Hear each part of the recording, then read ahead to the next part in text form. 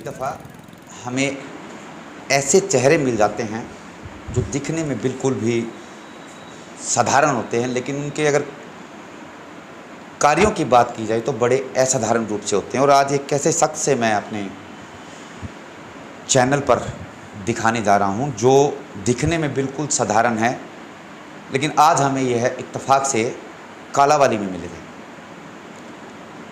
और इनका जो हमने पहनावा देखा तो हमें भी एक बार ये जानकर बड़ा अचंभा हुआ कि आम सा चेहरा दिखने वाला और कितना ख़ास है। मैं यह देखकर हैरान हुआ कि एक बैग था इनके पास एक, और ये किसी का पता पूछ रहे थे यहाँ कालावाली में। इत्तेफाक से इनकी मेरी मुलाकात हुई। मैंने इनसे पूछा तो इन्होंने अपना नाम पवन कुमार, गांव गिगोरानी, जिला सिरसा, हरियाणा बताया। इनके बैग के बारे में जब हमने जानकारी ली तो मैं खुद सन्न रह गया, हैरान रह गया ये देखकर कि इनके बैग में कम से कम 10 या 15 किलो वज़न की आरटीआई थी।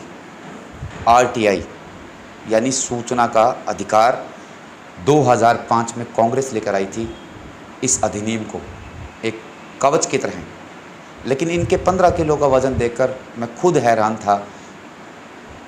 तो फिर मैंने सोचा क्यों ना इनको अपने सिटी न्यूज़ हरियाणा पर दिखाया जाए। वर्षों से मारे मारे फिर रही हैं, किस लिए? क्योंकि इनकी गलती मात्र इतनी थी कि इन्होंने भ्रष्टाचार के खिलाफ आवाज़ उठाई थी। इन्हीं से जानेंगे कि इन्होंने अब तक जो, मैं पवन जी को कहूँगा एक बार अपनी आरटीआई के दस्तावेज दिखा दें हमारे कैमरे पे, पता लगे। ये देखिए, कम से कम मैं मान सकता हूँ 10 या 15 किलो वजनी है। आप रख लीजिए। सर, मैंने गांव और नाम तो आपका बता दिया। ये आरटीआई कब से आप लगा रहे हैं? कब से आप लगा रहे हैं? मैं ये आरटीआई 2016 से। किन किन खिलाफ के विभाग आप में, मतलब कौन कौन से विभागों के खिलाफ आपने आरटीआई लगाई? मैंने पंचायत विभाग से आरटीआई मांगी थी भी गाँव में जोड़ और गोचर की जमीन का ब्यौरा दिया जाए नक्शे सहित, लेकिन आधी अधूरी जानकारी मेरे को ग्राम पंचायत और बीडीपी अधिकारियों ने दी, और आधी जानकारी मैंने खुद जाके रिकॉर्ड रूम से पैसे लगा के, चक्कर लगा के मैंने प्राप्त की है। और उसको मैंने फिर हाई कोर्ट में 2017 में केस डाल दिया। हाई कोर्ट ने पंचायत सरपंच को आदेश दिया कि गांव की डिमार्केशन करवा के जोड़ और गोचर की उसको खाली करवाया जाए, लेकिन पंचायत ने ऐसा कुछ नहीं किया।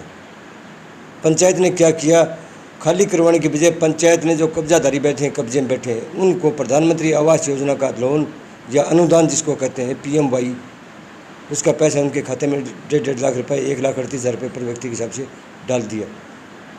आपने वजन तो 10-15 किलो आरटीआई कर रखा है, कभी कार्रवाई भी हुई या ऐसे आरटीआई लगाते जा रहे हो आप? देखो पत्रकार महोदय, ये सिर्फ खाली कागज़ लिए घूम रहे हैं। कांग्रेस ने मैं हथियार तो दिया 2005 में, लेकिन इनका फिलहाल मैं कोई औचित्य नहीं मानता जब इन पर कार्रवाई नहीं हो रही है। आप एक आम आदमी हैं, और जो ये आरटीआई का वजन है, ये मान के चलो अगर इसका उजागर होता है तो बड़े बड़े अधिकारी या बड़े बड़े मगरमच्छ कह सकता हूँ मैं, जाल में फंसेंगे। और हो सकता है इस आपके आरटीआई से उन्हें जेल भी हो, क्योंकि ये वजन बहुत है। वजन इसलिए कह सकता हूँ क्योंकि मैंने आज तक मेरी ज़िंदगी में एक ही व्यक्ति को इतनी आरटीआई लगाते हुए नहीं देखा। आपसे इत्तेफाक से आज हमारी कालावाली में मुलाकात हुई है चलती हुई सड़क पर, लेकिन हमने सोचा कि क्यों ना आपका चेहरा भी हम अपने चैनल के माध्यम से लोगों को दिखाएं। और ये बताइए, ये भी आप हमें बता दीजिए, जो आपने आरटीआई लगाई थी अभी तक किसी भी अधिकारी के खिलाफ कोई कार्रवाई हुई है या नहीं? नहीं हुई। क्या कारण रहा कि कार्रवाई नहीं हुई? यहाँ दबंगई ज़्यादा है, नेतागिरी ज़्यादा है, सफ़ेद पोशी आड़ी आ रही है और कार्रवाई नहीं हो रही है। एक कागज़ पे भी कार्रवाई कभी नहीं हुई, खाली कागज़ लिए घूम रहा हूँ। अब सिर्फ मुझे आशा बची है थोड़ी सी हाई कोर्ट से, जिन्होंने मेरे एप्लीकेशन को स्वीकार किया है।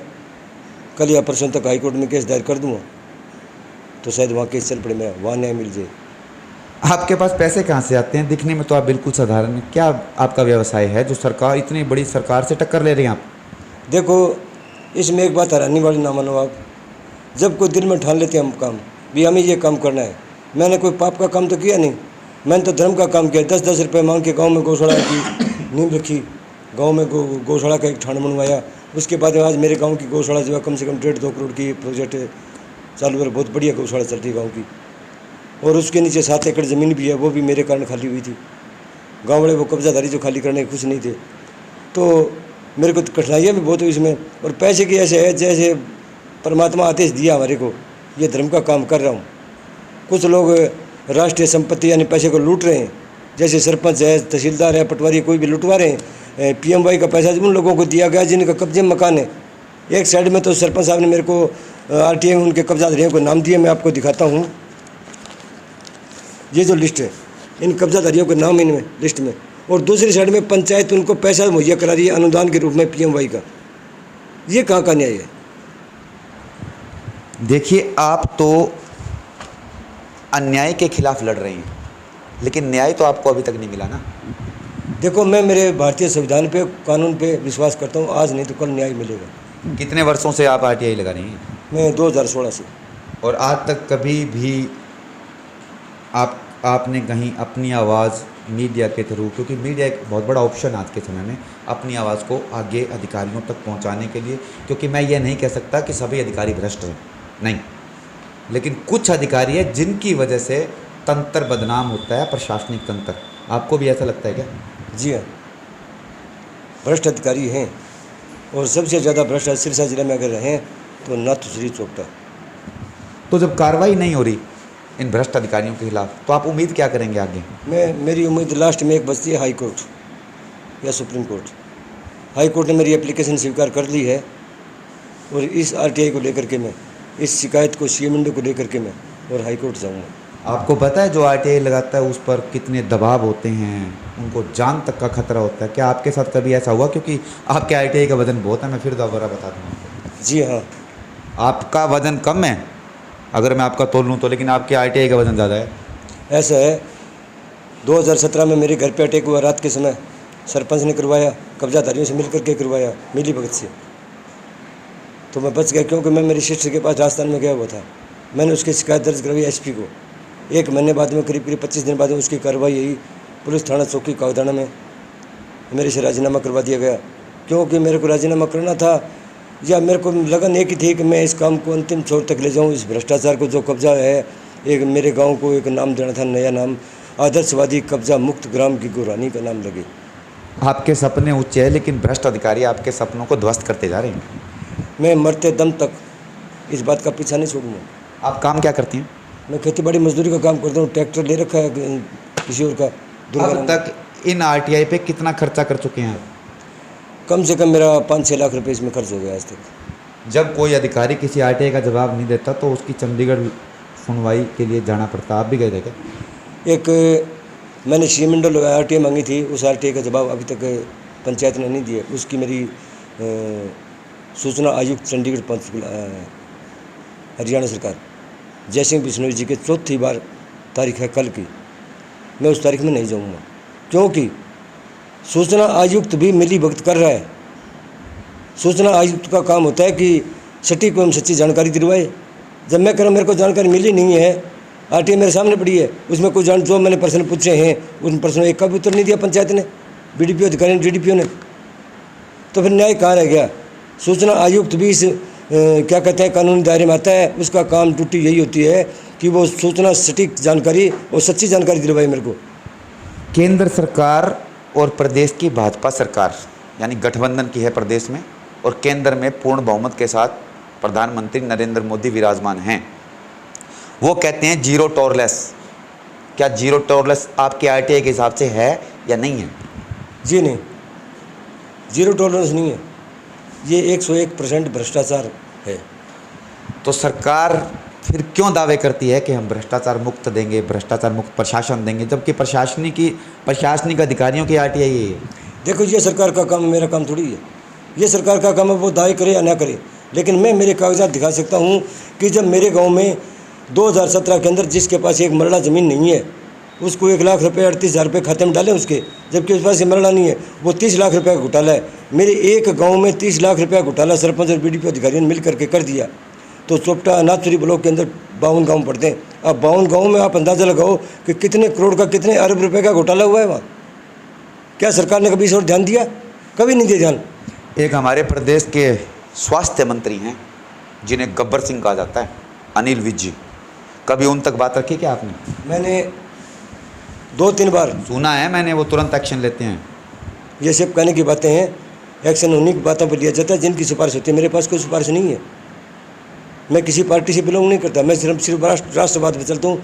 मेरा राष्ट्र है तो सब कुछ है, मुझे अपने कानून पर भरोसा है, मुझे न्याय मिलेगा आज नहीं तो कल। गब्बर सिंह, मैंने अनिल भी साहब जो हमारे ग्रीवेंस कमेटी के अध्यक्ष थे, कृष्ण बेदी थे, वो सबको लिखा हुआ है, एक एक लेटर मेरे पास बस ये सारे कागज। कभी ग्रीवेंस कमेटी में आप शामिल हुए? आपको हिस्सेदारी हुई क्या वहाँ पे? मेरे को हिस्सेदारी दी नहीं गई, वहाँ की हिस्सेदारी उसको मिलती है जिसकी चमचागिरी चलती है, जिसकी राजनीति में पैठ है। मेरी पैठ नहीं है राजनीति में, मैं तो एक साधारण आदमी हूँ, लेकिन जो मैंने पकड़ लिया वो छोड़ने वाला नहीं। लड़ाई कितनी लंबी और चलेगी आपकी? ये क्योंकि आपकी लड़ाई अब एक आरटीआई के हिसाब से बहुत बड़ा रूप लेगी, मुझे लगता है आने वाले समय में। अब ये इसका रूप कैसा होगा ये आप ही हमें बता दें, इसका स्वरूप आगे आने वाले समय में कैसा बनाएंगे आप? देखिए, मैंने आपको पीछे बताया 2017 में मेरे पे अटैक हुआ। 2018 में जब मैं घर बैठा था, गांव के बीच में बैठा, गांव के चौगान में, तो मेरे को 2018 के अंदर झूठे 307 के मुकदमे में फंसाया गया। फिर सरपंच ने मेरा एक दिन रास्ता रोका गांव के चौक में, उसने मारने की कोशिश की। मैंने क्या सोचा कि ट्रैक्टर को थोड़ा सा दौड़ा के दूसरी घर में, तीसरी घर में, और चौकी तक पहुंचूं किसी तरह। और जब चौकी तरफ चलने लगा तो सरपंच ने आगे मोटरसाइकिल लगा दिया, 10 फुट दूर मैंने ट्रैक्टर रोक लिया। उस दिन लॉकडाउन लगा ही था, 20 तारीख की बात है शायद, ये 20 के या 25 की याद नहीं मेरे को बात है। तो मेरा उसने 289 बड़ा 336 का चालान करवा दिया, और पुलिस सिर्फ पैसे की है। आरटीआई को लेकर सरकारें गंभीर है या नहीं? क्योंकि अभी आपसे ही इस बात का हमें पूरी जानकारी हो जाएगी, क्योंकि बड़ा मसला है आपके पास। मैं आपको पत्रकार महोदय बताऊं, आरटीआई और सीएम विंडो, ये दो चीज़ें कैसी हैं जैसे भेड़ को कुत्ता दिखाने वाली है। भेड़ को कुत्ता दिखा तो भेड़ भाग जाएगी, इस पर कार्रवाई नहीं हो रही बिल्कुल भी। मुझे उम्मीद सिर्फ इतनी बची है कि मेरा कानून, मेरा कोर्ट क्या कहता है, हाई कोर्ट में जाऊंगा, एप्लीकेशन मंजूर हुई है, वहाँ पे अगर मेरे को न्याय मिलती है या मृत्यु मिलती है, मुझे मंजूर है। एक बड़े भ्रष्टाचार की ओर इशारा कर रहे हैं पवन जी की आरटीआई, जो इतने बड़े दस्तावेज इन्होंने ले रखे हैं और सुनवाई नहीं है। इसको क्या कहेंगे? सरकारें या तो आरटीआई के प्रति गंभीर नहीं, या फिर उन भ्रष्ट अधिकारियों को बचाने का प्रयास कर रही है जो इनके पास जो आरटीआई है, जिनमें उन अधिकारियों के नाम है।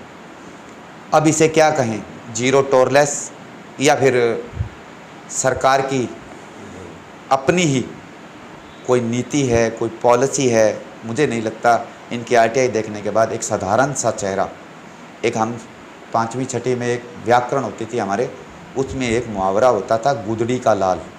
तो उदाहरण दिया जाता, गुदड़ी का लाल का मतलब लाल बहादुर शास्त्री जी को कहा जाता कि गुणों की खान थी वो। लेकिन पवन कुमार जी से जो बात हुई हमारी, मुझे लगता है ये आरटीआई की बड़ी खान है, लेकिन खान है सिर्फ, सुनवाई नहीं है। वर्षों से फिर रहे हैं धक्के खाते हुए, लाखों रुपए अपनी जेब से लगा चुके हैं, जबकि इनका खुद का ऐसा कोई व्यवसाय नहीं है कि वो पैसे लगाएं, लेकिन फिर भी इन्होंने अपनी सारी ज़िंदगी की जमा पूंजी इस भ्रष्ट तंत्र के खिलाफ लड़ते हुए लगा दी। और अभी इन्होंने हाल ही में हाई कोर्ट में मुकदमा दर्ज किया हुआ। कल इन्होंने हमें बताया है कि कल इनकी तारीख है चंडीगढ़ में। अब देखते हैं, जिस संविधान पर आम आदमी को भरोसा है, क्योंकि जब न्याय ना मिले, न्याय व्यवस्था ही हमारी कमज़ोर हो, जब सरकारें न्याय देने में कहीं विफल होती है, तो आदमी न्यायालय की ओर दौड़ता है। अब इनको उस न्यायालय से कितनी आस है, उनकी आस कितनी पूरी होगी, ये आने वाला समय बताएगा। मैं हूं अपने सहयोगी सोनू कुमार के साथ सिटी न्यूज़ हरियाणा। जय हिंद, जय भारत।